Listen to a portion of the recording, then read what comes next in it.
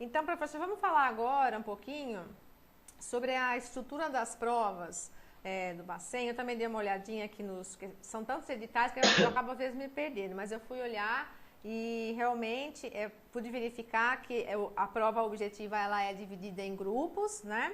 E tem uma sistemática de pontuação, tanto nos grupos como no global. Então, eu vou deixar o professor à vontade para falar sobre cada um desses grupos, o que julga mais importante em cada um deles, e principalmente sobre aquele alerta, que não adianta a pessoa gabaritar num dos grupos e no outro ela não ir mal, porque além de ter uma pontuação específica em cada grupo, exige também uma somatória aí entre os três. Então, eu queria que o professor falasse um pouquinho mais sobre aí esses grupos e em cada um deles o professor pudesse apontar o que seria mais relevante aí, o pessoal está estudando nessa reta final aí em cada um desses grupos. Bom, vamos começar então pelas etapas, né? Chamam de etapas e dentro das etapas nós temos as fases. A primeira coisa que eu queria explicar é que o concurso do Banco Central não é de procurador. Os concursos do Banco Central eles têm uma peculiaridade, e isso sempre foi assim, que é a presença de uma segunda etapa, que é o curso de formação. Isso não é uma invenção, não é uma inovação, não é enfim, uma criatividade que alguém teve do nada. Isso está previsto na Lei 9.650, de 98, né? E já estava previsto antes, desde o início, praticamente desde 1967, quando o Banco Central foi implementado, a lei de 64, mas ele só foi implementado lá por volta de junho, julho de 67, que existe essa figura do curso de formação, exatamente porque a atividade do banco é muito específica, né?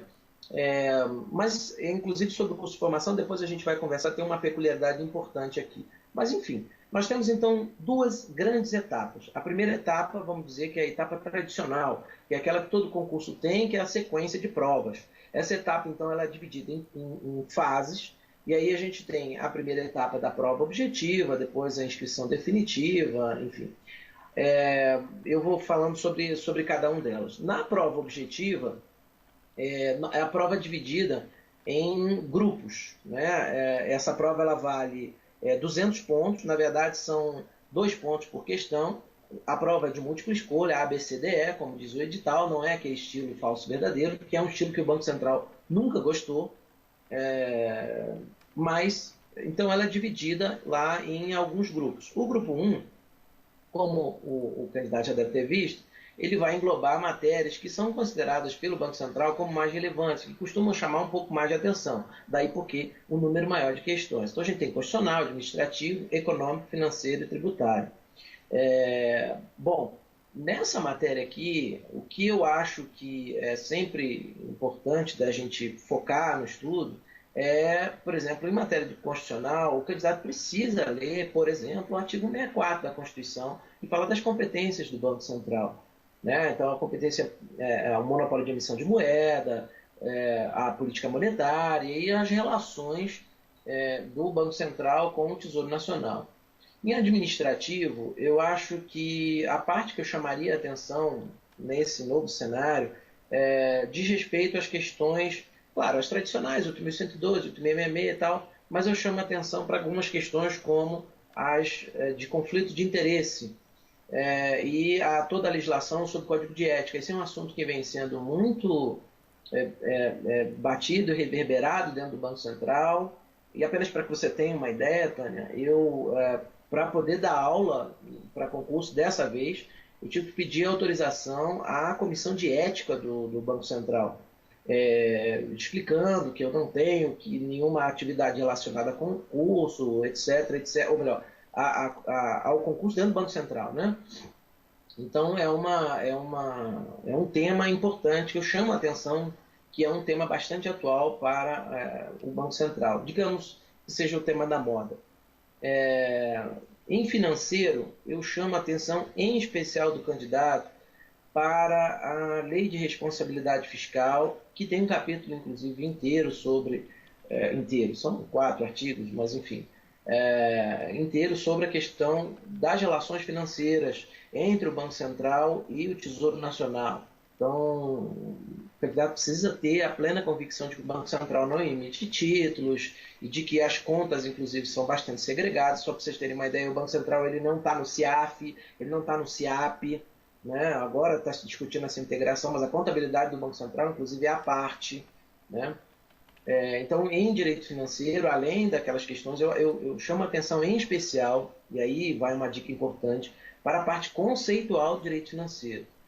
Aquelas questões que estão na 4.320, despesa de caráter continuado, e outros conceitos mais importantes que são muito trabalhados e muito exigidos de nós que trabalhamos lá dentro, e que, principalmente em termos como a gente discute, superávit primário, etc., isso tem, por trás do elemento econômico, tem um quê jurídico. Quem diz o que é superávit primário não é economia. Tem normas jurídicas estabelecendo isso e elas estão fundamentalmente ali na Lei 4.320.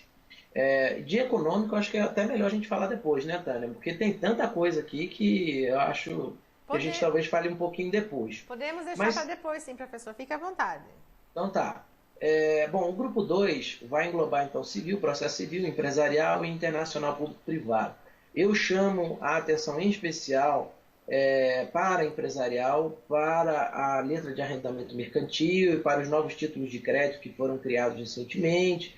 Né? Essas figuras novas do direito empresarial têm sido objeto de cobrança pelo CESP e provavelmente serão muito cobradas na prova. Pelo menos é o que a gente espera. Tudo que eu estou falando aqui é um juízo como qualquer professor faria dentro da sua carreira ou dentro daquilo que imagina que possa cair. Agora, em direito internacional público e privado, em especial no DIP, né, como eu chamava na boa e velha UERJ, onde eu me formei, direito internacional público, é preciso que o candidato tenha, e aí tem uma interlocução com o econômico também, é preciso que o candidato domine muito a questão de organizações internacionais. O candidato precisa dominar a Organização Mundial do Comércio, Mercosul, que inclusive está no ponto econômico também, certo? E Banco Mundial, o Banco de Compensações Internacionais, né, que são os organismos e organizações relacionados aqui à nossa atuação. O grupo 3, penal, processo penal, eu chamo a atenção em especial, claro, tudo aquilo que eu estou dizendo partindo de um básico, que a gente já vê em concurso, qual é o diferencial desse concurso. Então eu chamo a atenção em especial para os crimes contra o sistema financeiro, que costumam ser muito cobrados, parte de processo, que a 7492 tem muitas regras, inclusive atinentes a processo, a lei dos crimes contra o sistema financeiro, e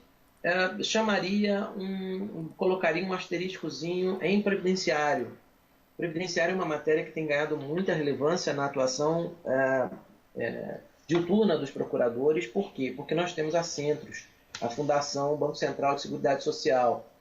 Ela está congelada, por assim dizer, porque parou de receber adesões durante um tempo, mas as relações entre a Centros e o Banco Central têm sido objeto de grande, inclusive, controvérsia. Recentemente houve a necessidade de suscitar uma controvérsia entre a Previc, Superintendência de Previdência Complementar, e o Banco Central. A Previc entendia que a Centros devia seguir uma determinada regra e a Procuradoria do Banco Central entendia que devia seguir outra regra. Então, chama a atenção do candidato para a Lei Complementar 109, 108 e 109, mas mais especificamente, talvez da 109, porque estabelece o conceito de previdência complementar. A 108 diz respeito à responsabilidade pelo custeio, né?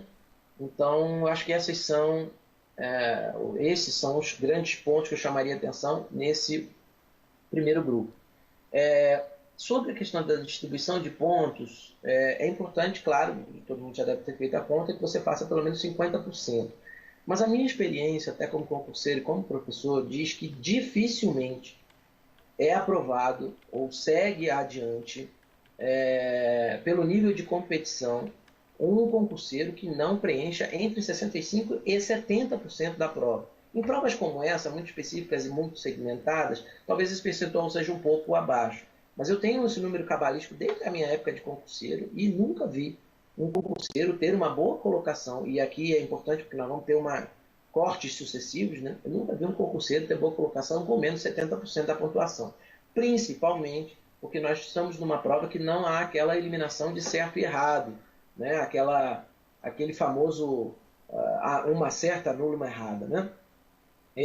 Então, é importante que o concurseiro ele se dedique e tenha, como você bem observou, um estudo harmônico. Ele não pode também, é claro, ele precisa se nivelar, ele tem um nível de bom ou no mínimo intermediário em pelo menos 2 das matérias que compõem cada grupo, e em pelo menos 2 de cada grupo ele tem que ser muito bom. Então, para poder equilibrar eventuais, porque os cortes eles são por grupo, e não por matéria, como ocorre em outros concursos.